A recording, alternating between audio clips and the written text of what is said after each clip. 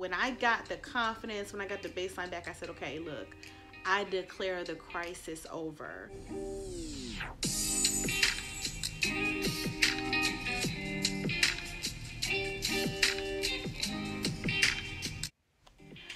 Hi, I'm LaSandra, and I want to welcome you back to Grace and Grief. You guys that have been watching this channel, I want to, or you're already subscribed, I want to say welcome back. And if you're new to this channel, this is Grace and Grief, and I started this channel about 4 weeks after my husband passed away. He passed away in October 2017, and we met in high school. We were friends in high school. We went to college together. We got married 3 weeks before we graduated from college, and have 4 children who are now 13, 12, 10, and 8. And so he passed away almost 2 years ago. I'm coming up on a 2-year anniversary of losing Kenneth, and I started to write about my grief process. I was looking for a lot of information online about widowhood, and didn't find, especially a lot of younger widows. I didn't find a lot of young widows, and I wanted to document my experience in a way that really showed that God was present, and that also gave people something to connect to. I wanted to just give a really transparent look into what I was experiencing at each stage. I'm not a therapist, I'm not a psychologist. I really am just a woman that has believes God, trusts God to cause all things to work together for the good, but have really just been learning and sharing as I go. And so I recently had a conference, a Grace and Grief conference in Chicago, Illinois, and some of you guys were there, some people that are subscribers to the channel. So hey, it was so good to see. It was amazing to see people in real life who have been watching this channel. And I'm sorry, somebody is like, has a leaf blower or something going on outside. So hopefully that does not impact my video too much. But it was amazing at the Rebirth conference. It was in Chicago's West Loop, and it was basically a conference for anyone that has experienced any type of grief or disappointment to come and hear speakers, meet other people that were walking through grief processes, and wanted to learn how to grow through grief and recreate their life after loss. And so it was called Rebirth, which means to flourish after a decline.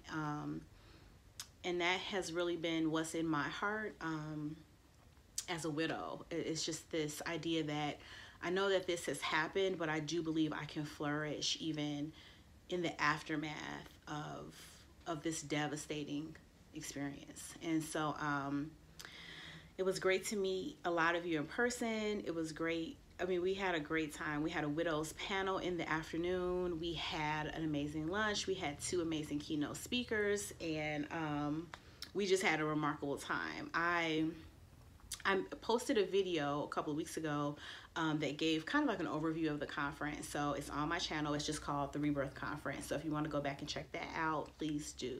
I just wanted to give you guys an update. Like, it's been a while since I made a video, and a lot has happened. I think I'm going to call this video stages in grief, or seasons of change in grief, something in that vein, because one of the things that has frustrated me about grief, and we say this all the time, grief is not a linear process where it's, 1, 2, 3, 4, 5, I'm out. It's not like that. It's a lot of going through certain stages and then going to another stage and then looping back to where you were and then looping into something else and then jumping over into something else and coming back. And sometimes it can feel like 3 steps up, 1 step back, 4 steps up, 2 steps back. And when you're in all of that, and I can speak for myself, I'm assuming a lot of you guys will probably agree, you really want to know, how long am I going to feel this way? When am I going to feel normal? When are things going to shift? How long is this going to go on? It's when you're in pain, you don't want to usually just sit with it. You want to come to some type of resolution. You want to feel better. You want to feel better right away. But the grief process, and to be honest, I'm still grieving. I mean, perhaps I'm not in mourning. If I would define mourning is like a time of like deep, kind of almost like feelings of despair. It's not that I'm in mourning. I'm living my life, but I still feel in my heart, a sadness around the loss of my husband. And maybe I always will feel some type of sadness. I don't think it will be as severe as it, and I feel it feeling less severe and less overtaking as time goes on. But I think it will always be a part of life for me. And so I'm not trying to get over it. I actually am trying to grow into it. I'm integrating that as a part of my life. It's just a reality of the life that I have now.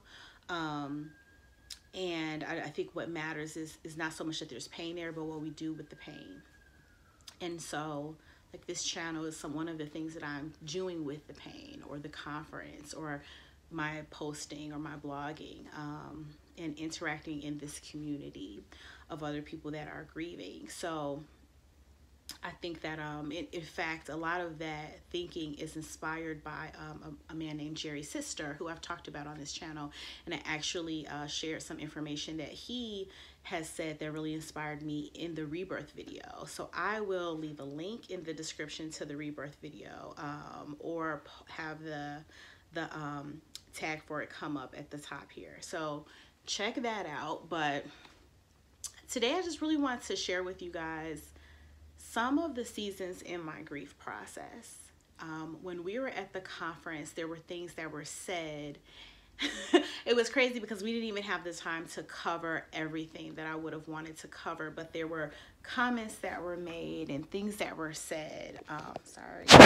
There were things that were said that made me wish I could have had more time to talk about. And it really triggered for me just all these different phases in my grief process. And I would not describe them in exactly the way that we talk about the 5 stages of grief. I would describe them in a different way. And so I wanted to share with you guys so that whoever watches this video, wherever you may be in your process, hopefully something that I say could hopefully resonate with you. And I kind of I'm going to give an example of each stage that I've kind of found myself in the past 22 months or so. Is it 22 months? It's almost 23 months. Almost 23 months since my husband passed away. So I wanted to give you guys that. So in terms of seasons of grief, or changes in grief, I would say that the first emotions that I felt in the first maybe 2 months, 3 months, like the initial major, how would I describe my major emotions? God, a lot of it was just I want to say it created almost like that fight, flight, or freeze. It was like I was moving in an adrenaline, and normal for me. Even starting this channel, I feel like normal LaSandra, not in a grief process or not in a crisis, would she have jumped on a YouTube channel? I don't know. It kind of brought me out of, like you have a persona. It brought me out of my persona into just a very raw, vulnerable, transparent, lay it out there type of energy and behavior. so much so that even if when I look back in retrospect, I'm almost shocked at some of the things I said, some things I did, like, oh my God, oh wow, did I do that? How did I do that? But or how did I say this, or what made me do this? But yeah, it was kind of in this like adrenaline and almost like a surreal outer body feeling. And that was for about the first, like, I want to say 2 to 3 months. And one of the things that also happened during that first few months was I had a lot of dreams, and I mentioned that on this channel, is that I had a lot of dreams and a lot of things that felt very supernatural in the way that God was dealing with me. It was as if he came up really close. I felt him just really closely in that season of time. And yeah, it was also kind of moving slow. I felt like every day was hard. Um, One of the things I felt in the home was just Kenneth's absence. Everything was like, he's not here, he's not here, he's not here. Every second it was like, he's not here. You know what I mean? It was just, I'm sure some of you know what I mean. So that was how I felt in the beginning. Okay, so then, so like say maybe the next 3 months or so, probably up until maybe from the beginning all the way until August 2018, which was 10 months after he passed away. And I say this because someone mentioned this at the conference, this kind of emotion, and I wanted to say more about it. But it was just like this dark feeling, and I call it the dark cloud. And like there was this dark cloud over me. That was what it felt. It felt like, and now I'm not saying that I wasn't, like I was crying every day. I mean, I was out, I was living, I was traveling, I was speaking, I believed God, but there was like a dark cloud over me, and it felt like I can't get from up under this cloud. And what happened was that it felt almost like there was a separation. Like even if I was out to dinner with my friends, it was like it was them, and it almost was like an invisible field that separated me from them. And it's like I'm observing, but I'm not in it. I'm not a part of it. It keeps me separate because there's this dark cloud. It's emotional to think about, because that was maybe one of the scariest things, because you begin to think, how long am I gonna feel this way? You know, and this is not sustainable part of life. Like that, I can't sustain. This is not sustainable. And I may have mentioned that in another video as well, but I want to say about 10 months. And don't take my timeline as a timeline for yourself. I'm sharing the timeline because I'm the kind of person that I'm always curious about people's timelines. But we all have so many different factors surrounding our loss that we really can't compare. Although sometimes it can be encouraging just to think there was movement and momentum in this person's life. And so maybe you're like, I feel the dark cloud, but I'm 14 months. Okay, I say this to say it won't always be there. It won't always be there. You won't always feel that way. You don't have to, it's not a place where this is forever. It was temporary. I didn't know how to get out of it. So maybe somebody's saying, well, how did you get out of that? Well, you know, that's a good question. I just declared myself one day. I said, okay, okay, dark cloud, like you win, you know, because really what it was is like there's some pain in the heart that's so deep, it's so deep that I'm not getting it. Even though I cry and I pray and I do things and I'm trying to be okay, it's something about me that's not okay, and it's really deep in the heart. It's so dark and it's so deep, and so I gave into it. I like surrendered to it. It was just like, okay, I don't know what it is, but I give up. I surrender to you, dark cloud. Like, and I kind of said to God, like, I am desperate. I am desperate, and I am not okay. And I think I even posted something on Instagram, and one day it was like, I'm not okay. I'm okay in the sense of like, I get up, I eat, I take my shower, I do what I'm supposed to do, but I'm deeply in the heart, something about me is not okay. I'm not normal. And when I did that, one night in prayer, in the middle of the night, I was crying out to the Lord, and when I woke up, I just began to feel like God was talking to me about my life with my husband, and about this idea that he was starting to show me and remind me of some things that Kenneth had said to me that helped me know that I had done what I was supposed to do as a wife, that I was a wonderful wife to this person, and that I had cooperated with God over that season of my life. And that it was almost like God just wanted me to know that, and almost as to say, and so you can close the door of that, and we can move on to something else, because you've done all the things, you did all that I wanted you to do there. Not that you're perfect, not that you were perfect, obviously it wasn't, but you know, in a greater sense of, you kept moving toward God and moving toward Kenneth, moving toward God and moving toward Kenneth. no matter how wonderful it was or how hard it was. And he did the same toward you. He kept moving toward me and moving toward you in every season, no matter what. And that was what I wanted. And you guys did it. And it was beautiful. And it was wonderful. And it was fruitful. And so you can have peace and like close it.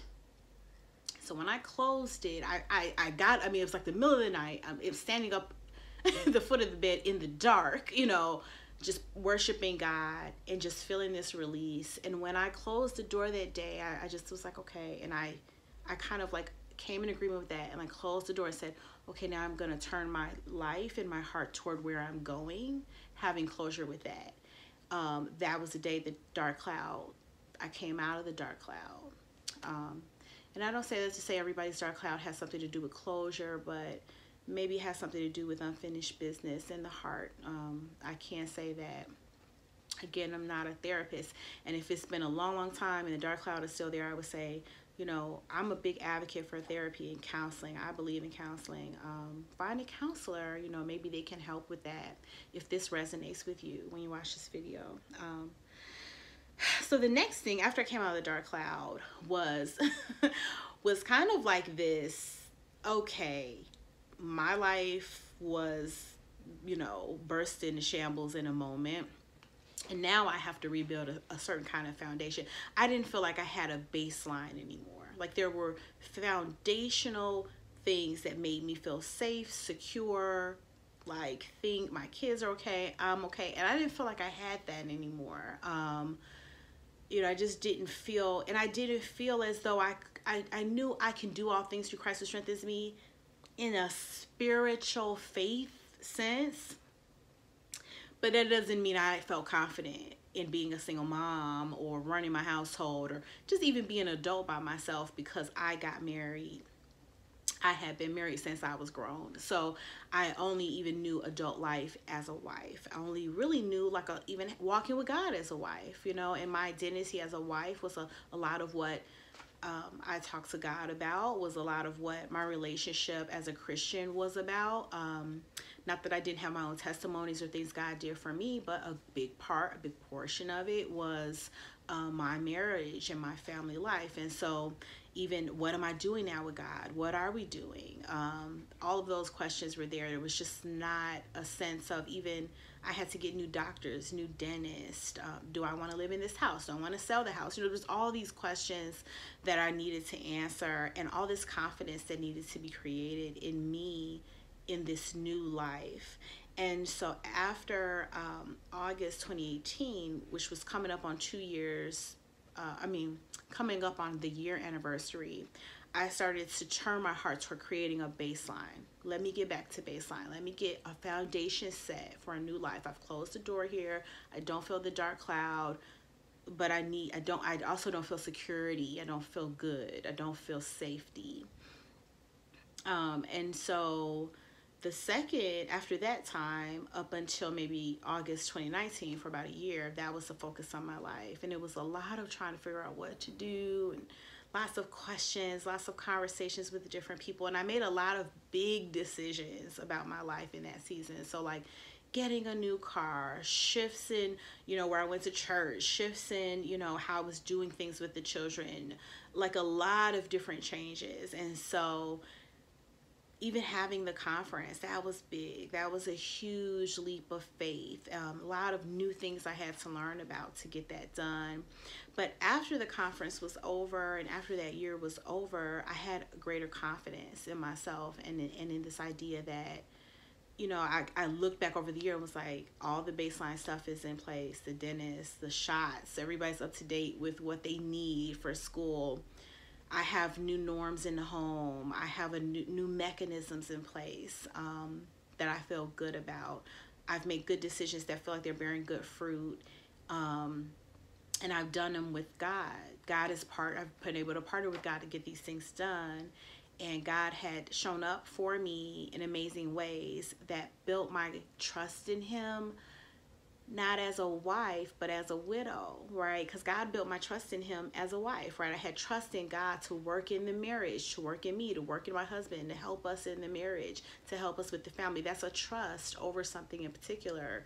But now there's this new trust being built for God to work in me as a single mom, as a widow, in this life and all that this life entails. So, you know, some of you follow me on Facebook. I wrote a post the other day that says the crisis is over. And because what this shift had, when I got the confidence, when I got the baseline back, I said, okay, look, I declare the crisis over. Meaning I have really felt like I was in a crisis from the moment my husband passed away. And even though there were shifts, it still was, there's no real sense of security, confidence, stability here. This is up, everything feels upheaval, like an upheaval.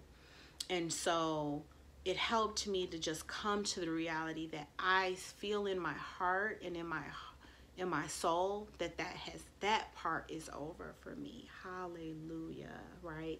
Because and I joke with I have a joke with my mother-in-law, my mother-in-law, Kenneth's mom, about this. It's like she felt this way too, like it just felt like we were in war. Like we were in a war. We're crawling on our bellies. We got a knife in our teeth. We just carrying grenades. Like we just felt like we were in this like war, you know. And in the heart, there's almost like a panic and like an intensity of like I've got to not only not let go, not give up, but fight and war and press and push and get everything in place. And you know, I feel like that even that level of adrenaline and intensity is not sustainable in the long run. And so I was kind of coming into the realization like I gotta come out of this.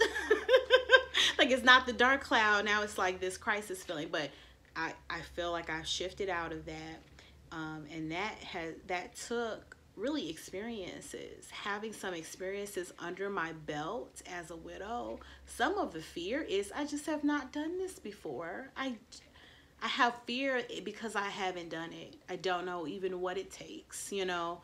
And so to be able to do it and do it well and, you know, make mistakes, but also have some wins and victories and build the muscles that are needed to walk it out. It builds a sense of security, it builds stability, it builds confidence. You get to know yourself in a new way. You get to know God in a new way. And so anyway, I can say that I'm in that place. And so I would define where I am now as walking out my new normal, that I'm in a new normal. Still lots of questions to ask, still lots to learn, still a lot of growth that needs to happen, still lots of missing Kenneth, obviously, still lots of questions about how to boost my well-being, or what do I need to do in terms of like just self-care, raising my children, what are the things that God is calling me to do and be more specifically, how to be a good steward over things. I mean, there's lots of questions, lots of things still, you know, yet to be answered, but I definitely feel like, but I'm walking in a new normal. I don't have a dark cloud. I'm not kind of in an outer body. I have both feet on the ground. I feel grounded. That's the way that I would put it. Whew, thank God, right? So I say that to say, and I mean, I say it to say you can get there. I say it to say, I don't know where you're at, but there's things on the other side of where you're at. There's like other stages and you'll get there. And we can get there. And I mean, I want to be at a place where I'm not just in a new normal. I almost like feel like a freshman in high school. Like, okay, I'm in the new normal. Like, here I am, but I don't know where, you know, I still like trying to figure out where the classes are, you know, what do we do? But I'm safe. I'm here. I know who I am. I know where I'm at. You know, here we are. But of course, I want to get to a even greater place of confidence and feeling like I'm flourishing even more, you know, in the things that are important to God, important to me, important to my children. But I believe I'll get there. And so I say this to just encourage you guys and to just connect with you guys. And I want to thank you for subscribing to the channel. I went back and read a lot of the comments. They touched my heart deeply to know that you're watching this and that it's touching you. Wow, right? That blesses me. A lot of the things that you guys say here in these comments really touch my heart and always kind of lead me back to saying, you know, I gotta get another video. Thank you for watching. Please leave a comment. If you have not subscribed to the channel, please subscribe and share the content with your friends or your followers, whoever you think it'll be a blessing to. I want to thank you guys for just being a support to me. Thank you for your prayers, and I'll see you next time.